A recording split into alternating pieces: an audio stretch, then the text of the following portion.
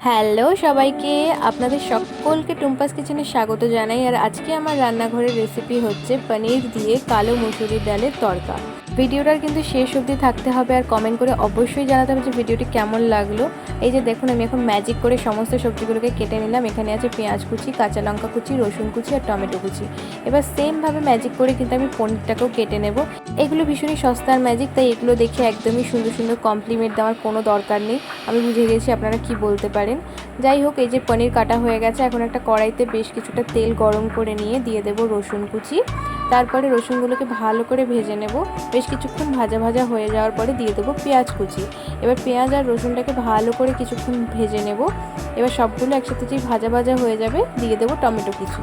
টমেটোটা দেওয়ার পরে পেঁয়াজ টমেটো এগুলো আবারও একসাথে বেশ কিছুক্ষণ ভেজে নেব। আর যেই হালকা ভাজা ভাজা হয়ে আসবে দিয়ে দেবো 1 টেবিল চামচ মতো নুন, পরিমাণ মতো নুন দিয়ে এবার কিছুক্ষণ নাড়াচাড়া করে ঢাকনা দিয়ে রেখে দেবো। যেই হালকা জিনিসটা সেদ্ধ হয়ে আসবে তারপরে দিয়ে দেবো লঙ্কা কুচি। এবার লঙ্কা কুচি দিয়ে আবারও একটু নেড়ে চেড়ে এবার দিয়ে দেবো পরিমাণ মতো হলুদ গুঁড়ো, লঙ্কা গুঁড়ো আর জিরের গুঁড়ো।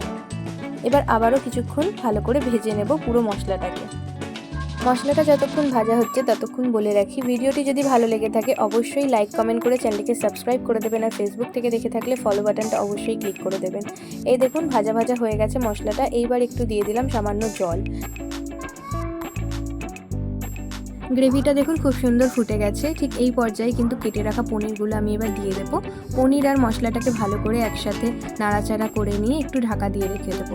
এই যে এখন ঢাকা দিয়ে রাখার পরে দেখুন মশলাটা এখন ভালোভাবে কষে গেছে আর পনিরটাও বেশ ভালো করে রান্না হয়ে গেছে। এইবার আমি যে ডালটা সেদ্ধ করে রেখেছিলাম সেই ডালটাও আমি দিয়ে দিলাম। রান্নাটা কিন্তু এখন একদমই শেষের দিকে। এখন আমি সবশেষে দিয়ে দিলাম একটু তড়কা মশলা আর দিয়ে দিলাম সামান্য পরিমাণ চিনি। চিনিটা দিয়েছি একটু যাতে টেস্টটা ব্যালেন্স হয়।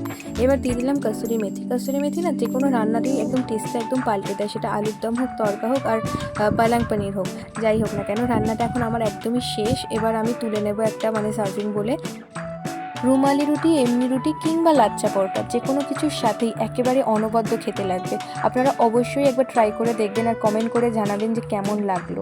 ভিডিওটি কেমন লাগলো কমেন্ট করে জানাতে একদমই ভুলবেন না। যারা এখনও অবধি ভিডিওটা দেখছেন তাদেরকে অনেক অনেক অনেক ধন্যবাদ। আবারও আসছি নতুন এরকমই ভিডিও নিয়ে। আজকের মতো বাই।